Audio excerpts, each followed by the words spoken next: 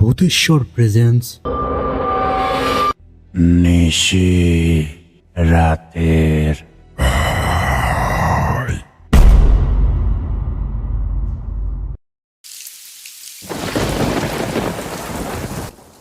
অষ্টমীর রাত মা দুর্গার আগমনের তৃতীয় দিন পূর্ণ হল। চারপাশ সেজে উঠেছে রং বেরঙের আলোয়। তবে আজকে সন্ধ্যা থেকে আকাশে অল্প অল্প করে ঘন মেঘ জমেছে। মাঝে মাঝেই বৃষ্টি এসে ভিজিয়ে দিয়ে যাচ্ছে সব কিছু। সে এক দারুণ অনুভূতি, যা বলে বোঝানো সম্ভব নয়। এদিকে অধীর নন্দে খোলা জানালাগুলো লাগিয়ে ঘরের মধ্যে বসেছে। বাইরে বৃষ্টি পড়ছে, তার ছাট এসে ভেতরে ভিজিয়ে দিয়ে যাচ্ছিল। বাড়িতে তিনি একাই আছে। তার ছেলে বৌমা তাদের সন্তানকে নিয়ে দেবী দর্শন করতে গিয়েছে। তিনিও যেতে চেয়েছিলেন, কিন্তু বাতের ব্যথাটা প্রবল হয়েছে। এমনি বছর 60 পার করেছে। ঘরের বাইরে গিয়ে তার হাঁটার মতো সামর্থ্য নেই। তাই ঘরে বসে টিভি সুইচ অন করে তিনি পা এলিয়ে দিয়ে বিছানায় শুয়ে আছে। তার স্ত্রী তাকে রেখেই বছর 3 আগে পরলোক গমন করেছেন। তিনি সুস্থ থাকলে হয়তো আরো বছর 10 এভাবেই কাটিয়ে দিতে পারবেন।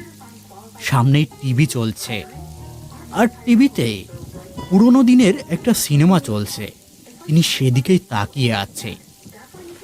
বাইরে টুপটাপ করে বৃষ্টি পড়ছে। মাঝে মাঝে মেঘ গর্জন করে বিদ্যুৎ চমকে উঠছে। তবে তিনি এক মনে টিভির দিকে তাকিয়ে আছে।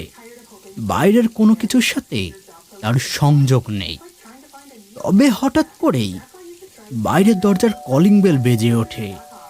অধীর নন্দী লাফ দিয়ে উঠে বসে। ব্যস্ত হয়ে দেয়াল ঘড়ির দিকে তাকান। এখন সবে 12টা বাজে। তার ছেলে বৌমা তো এত তাড়াতাড়ি ফেরার কথা নয়। তাহলে কে আসলো? অন্য কেউ কি আসার কথা আছে? এইসব কথা ভাবতে ভাবতেই আরো একবার কলিং বেল বেজে ওঠে। তিনি আর বসে থাকতে পারে না। তখনই বিছানা থেকে উঠে গিয়ে দরজার দিকে এগিয়ে যায়। বাইরে বৃষ্টিটা বেড়েছে। ঝমঝম করে বৃষ্টি পড়ছে। মাঝে মাঝে বিদ্যুৎ চমকাচ্ছে, বাজ পড়ছে। তিনি দরজার সামনে এসে তখনই দরজা খুলে দেয়। আর খুলতেই দেখতে পান অচেনা একটা যুবক বাইরে দাঁড়িয়ে আছে।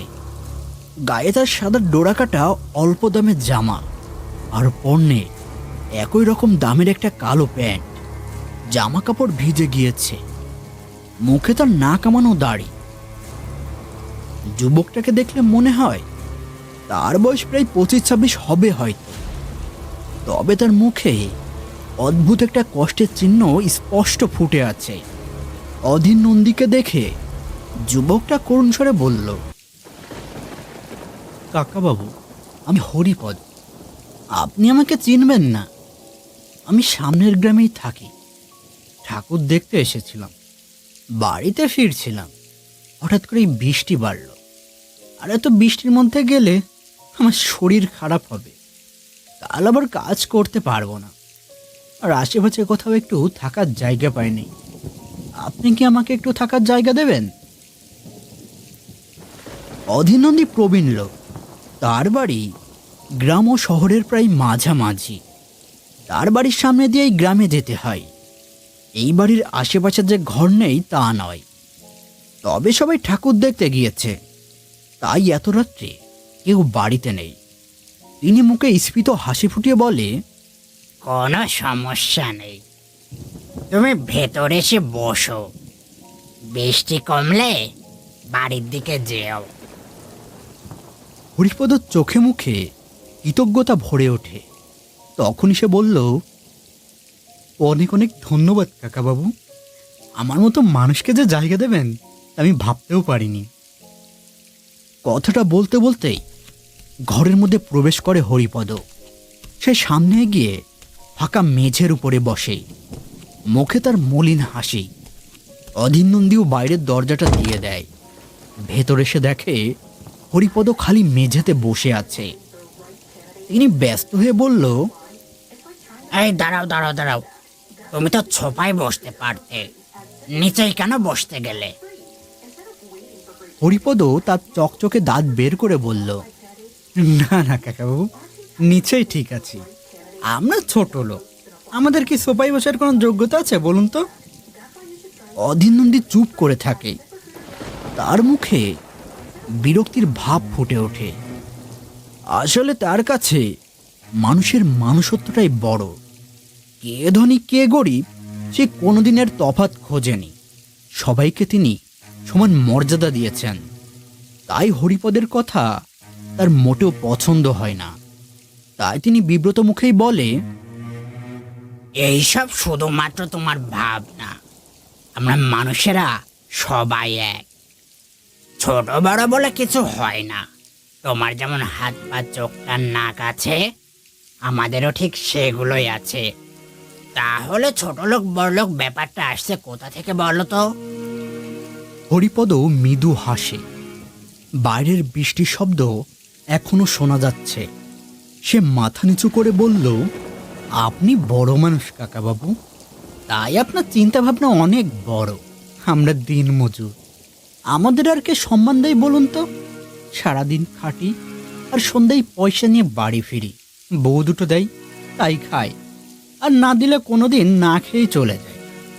এত কিছু আর ভাবার সময় পাইনি। দিনমজুর কথাটা কানে যেতেই একটা খটকা লাগে অধীর নন্দীর। কারণ হরিপদের শরীর আর গায়ের রং দেখে মনে হয় না সে রোদে পুড়ে দিনমজুরের কাজ করে। তার স্বচ্ছ গাত্রবর্ণ দেখে মনে হয় সে কোনো এসি ঘরে বাস করে বা রোদের আলোয় একদম বের হয় না। তার সুসংগঠিত দেহ দেখলে মনে হয় নিত্য নৈমিত্তিক শরীরচর্চা করে। তাহলে কেন সে এই মিথ্যে অভিনয় করছে? অধীর নন্দী বেশ কিছুক্ষণ চুপ করে থাকে। তারপর শান্ত গলায় বলল, তুমি পড়াশোনা করনি? হরিপদ তার স্বচ্ছ দাঁতগুলো বের করে হাসার চেষ্টা করে। জিহ্বা কামড়ে বলে, মাধ্যমিক পরীক্ষা দিয়ে আর পড়া হয়ে ওঠেনি কাকাবাবু। বাবার টাকা পয়সা ছিল না, তাই আমিও পড়াশোনা ছেড়ে দিয়ে ওই দিনমজুরের কর্মে লিপ্ত হয়েছি। অধীর নন্দী এবার উচ্চস্বরে হেসে ওঠে। তার হাসি দেখে হরিপদ একটু অবাক হয়ে যায়। তিনি হাসতে হাসতে বলেন, তা বাবা হরিপদ, তুমি এই অভিনয় জগতে কতদিন ধরে আছো? হরিপদর মুখটা কালো হয়ে যায়। সে কিছু সময় চুপ করে থাকে। মুখের ভাবভঙ্গি কঠিন করে বলল, আমি কোনো অভিনয় করছি না কাকাবাবু। আর আপনার সাথে কেনই বা অভিনয় করব? অধীর নন্দী একদৃষ্টে তাকিয়ে থাকে তার সামনের দিকে। সামনে বসে থাকা মানুষকে তার প্রথম থেকেই কেমন যেন সন্দেহ লাগছিল। হরিপদ অস্বীকার করাতেই তার সন্দেহকে আরো দৃঢ় করে। অধীর নন্দী উঠে দাঁড়িয়ে বলল, আমাকে দেখে কি তোর বাচ্চা মনে হয়? এই চুলদারি হাওয়াই পাকেনি। কোনটা সত্যি আর কোনটা অভিনয় ঠিকই বুঝতে পারি। তোর চেহারা, গায়ের রং, ভাষার ব্যবহারের সাথে দিনমজুরের কোনো সংযোগ নেই। কে তুই? তোর মতলবটা কি? কি জন্য আমার বাড়িতে এসেছিস? চুরি না ডাকাতি করতে? হরিপদের মুখ থেকে কালো মেঘের আবরণটা হঠাৎ করে কেটে যায়। সে এখন অদ্ভুতভাবে হাসছে। তার হাসি দেখে অধীর নন্দী পর্যন্ত ভয় পেয়ে যায়। সে সেই বীভৎস হাসি মুখে রেখেই বলল,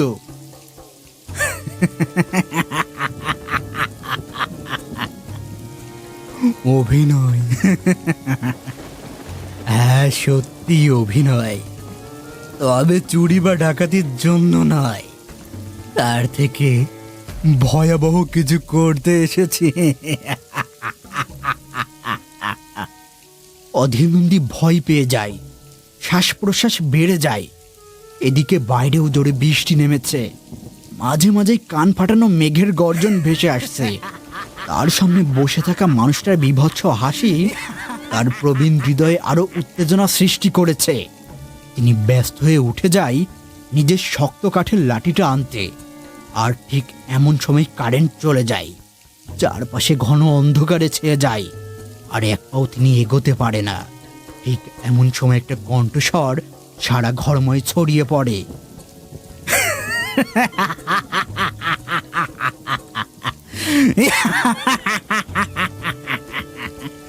কোথায় যাচ্ছেন কাকা বাবু? অভিনয়ের পর্ব শেষ, এবার আসল রূপটা দেখবেন না? আমার দিকে ভালো করে তাকান তো। আর তখনই অধীর নন্দী পেছনে তাকায়। অন্ধকারের মধ্যে কোথা থেকে যেন এক বিন্দু আলো সে সামনে দাঁড়িয়ে থাকা হরিপদের মুখে পড়ে। আর তখনই তিনি দেখতে পারে হরিপদের মুখটা পরিবর্তন হয়ে যাচ্ছে। তার মুখের ফাঁক দিয়ে বড় বড় দুটো সদন্ত বাইরে বেরিয়ে আসছে। চোখ দুটো আগুনের মতো জ্বলজ্বল করছে, কান দুটো খাড়া হয়ে গিয়েছে, গায়ের রং এখন ধবধবে সাদা। আর এটা দেখে অধীনন্দীর বুঝতে একটু অসুবিধা হয় না যে এটা মানুষ নয়, ভ্যাম্পায়ার। আর তখনই অধীনন্দী ভয় পেয়ে চিৎকার করে বলে উঠল, যা যা যা যা, বের হয়ে যা, বের হয়ে যা এখান থেকে, বেরিয়ে যা, দূর হ চোখের সামনে থেকে, না হলে আমি তোকে শেষ করবো শয়তান। আর কোনো শব্দ হয় না। তখন সামনের ভয়ঙ্করদর্শী প্রাণীটা অধীন নন্দীর উপরে ঝাঁপিয়ে পড়ে। একটা ভয়াবহ জন্তুর গোঙানির শব্দে সারা শহর কেঁপে ওঠে। তারপর আস্তে আস্তে সব কিছু শান্ত হয়ে আসে। ঘরময় দারুণ এক নীরবতা বিরাজ করছে। সেখানে যেন কোনোকালেই কেউ ছিল না, আর এখনো নেই।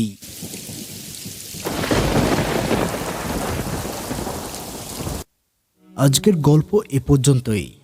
যদি গল্পটি ভালো লেগে থাকে তাহলে অবশ্যই চ্যানেলটাকে সাবস্ক্রাইব করে দিও। আর হ্যাঁ, প্রতি সপ্তাহে এমন নিত্য নতুন গল্প নিয়ে হাজির হই, তাই সবসময় সাথে থাকুন, পাশে থাকুন। শুভরাত্রি।